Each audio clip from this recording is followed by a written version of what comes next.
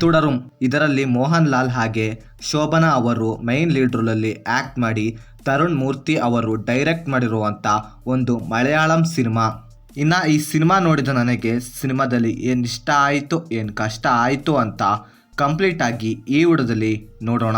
ಇನ್ನು ಈ ಸಿನಿಮಾನ ಆಲ್ರೆಡಿ ನೋಡಿದವರಿಂದ ಬರುತ್ತಿರುವ ಪಾಸಿಟಿವ್ ರೆಸ್ಪಾನ್ಸ್ ಆ್ಯಂಡ್ ರಿವ್ಯೂಗಳು ನಾನು ಈ ಸಿನಿಮಾ ನೋಡುವ ಹಾಗೆ ಮಾಡ್ತು. ಇನ್ನು ಸಿನಿಮಾದ ಒನ್ ಲೈನ್ ಸ್ಟೋರಿ ವಿಷಯಕ್ಕೆ ಬಂದರೆ, ಸಿನಿಮಾದ ಮುಖ್ಯ ಪಾತ್ರದ ಹೆಸರು ಬೆನ್ಸ್. ಇವನೊಬ್ಬ ಟ್ಯಾಕ್ಸಿ ಡ್ರೈವರ್. ಇವನಿಗೆ ಅವನ ಹತ್ತಿರ ಇರೋ ಅಂಬಾಸಿಡರ್ ಕಾರ್ ಅಂದರೆ ಪಂಚಪ್ರಾಣ. ಆ ಕಾರನ್ನು ಇವನು ಬಿಟ್ಟು ಯಾರು ಕೂಡ ಮುಟ್ಟುವ ಹಾಗೂ ಇಲ್ಲ. ಸೊ ಈ ರೀತಿ ಇರುವಾಗ ಅವನ ಕಾರ್ ಸುತ್ತ ಕೆಲವು ಘಟನೆಗಳು ನಡೆಯುತ್ತವೆ. ಸೊ ಇದರಿಂದ ಅವನ ಕಾರ್ ಮಿಸ್ ಆಗುತ್ತೆ.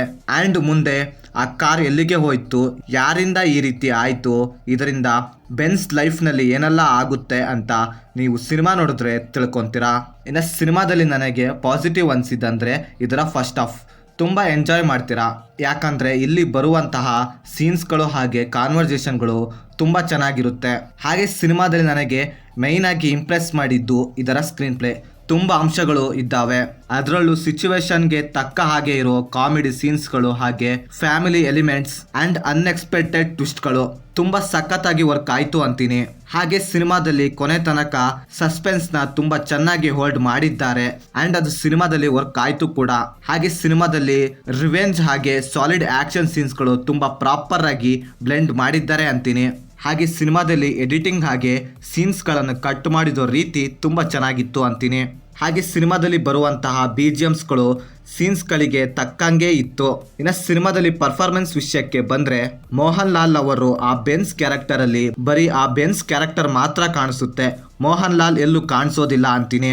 ಯಾಕಂದರೆ ಅವರ ಲಾಸ್ಟ್ ಸಿನಿಮಾದ ಕ್ಯಾರೆಕ್ಟರ್ಗಿಂತ ಈ ಕ್ಯಾರೆಕ್ಟರ್ ತುಂಬ ಸಖತ್ತಾಗಿ ಮ್ಯಾಚ್ ಆಯಿತು ಅಂತೀನಿ. ಇನ್ನು ಸಿನಿಮಾದಲ್ಲಿ ನನಗೆ ನೆಗೆಟಿವ್ ಅನಿಸಿದಂದರೆ ಇದರ ಸೆಕೆಂಡ್ ಹಾಫ್ ಎಲ್ಲೋ ಒಂದು ಕಡೆ ತುಂಬ ಪ್ರೆಡಿಕ್ಟಬಲ್ ಆಯಿತು ಅನಿಸ್ತು. ಹಾಗೆ ಸಿನಿಮಾದ ಸ್ಟೋರಿನೂ ಕೂಡ ತುಂಬ ಸ್ಲೋ ಆಗಿ ರನ್ ಆಗುತ್ತೆ. ಹಾಗೆ ಸಿನಿಮಾದ ಕ್ಲೈಮ್ಯಾಕ್ಸ್ ಕೂಡ ತುಂಬಾ ಸಿಂಪಲ್ ಆಗಿ ಎಂಡ್ ಮಾಡಿದ್ದಾರೆ. ಅದು ಎಲ್ಲೋ ಒಂದು ಕಡೆ ಇಷ್ಟನೇ ಅನ್ಸ್ಬಿಡುತ್ತೆ. ಕ್ಲೈಮ್ಯಾಕ್ಸ್ನ ಇನ್ನೂ ಇಂಪ್ಯಾಕ್ಟ್ಫುಲ್ ಆಗಿ ಎಂಡ್ ಮಾಡ್ಬೋದಿತ್ತು ಅನಿಸ್ತು. ಇನ್ನು ಓವರಾಲ್ ಆಗಿ ಹೇಳೋದಾದ್ರೆ ಇದೊಂದು ಗುಡ್ ಒನ್ ಮೂವಿ ಅಂತೀನಿ. ಆ್ಯಂಡ್ ಸಿನಿಮಾನ ಫ್ಯಾಮಿಲಿ ಜೊತೆ ನೋಡ್ಬೋದು, ಯಾವುದೇ ಬ್ಯಾಡ್ ಸೀನ್ಸ್ ಇರೋದಿಲ್ಲ. ಸೊ ಇದು ಫ್ರೆಂಡ್ಸ್, ನಾನು ಸಿನಿಮಾ ನೋಡಿದಾದ್ಮೇಲೆ ನನಗೆ ಅನಿಸಿದ ಒಪಿನಿಯನ್. ನೀವೇನಾದರೂ ಆಲ್ರೆಡಿ ಸಿನಿಮಾ ನೋಡಿದರೆ ನಿಮಗೇನು ಅನಿಸ್ತು ಅಂತ ಕೆಳಗಡೆ ಕಮೆಂಟ್ ಮಾಡಿ. ಹಾಗೆ ನೀವೇನಾದರೂ ನಮ್ಮ ಚಾನಲ್ಗೆ ಫಸ್ಟ್ ಟೈಮ್ ವಿಸಿಟ್ ಮಾಡಿದರೆ, ನಮ್ಮ ಚಾನಲಲ್ಲಿ ಬರೋ ಕಂಟೆಂಟ್ ಇಷ್ಟವಾಗಿದ್ದರೆ ಸಬ್ಸ್ಕ್ರೈಬ್ ಮಾಡಿ. ಹಾಗೆ ಪಕ್ಕದಲ್ಲಿರೋ ಬೆಲ್ ಬಟನ್ನ ಕ್ಲಿಕ್ ಮಾಡಿ.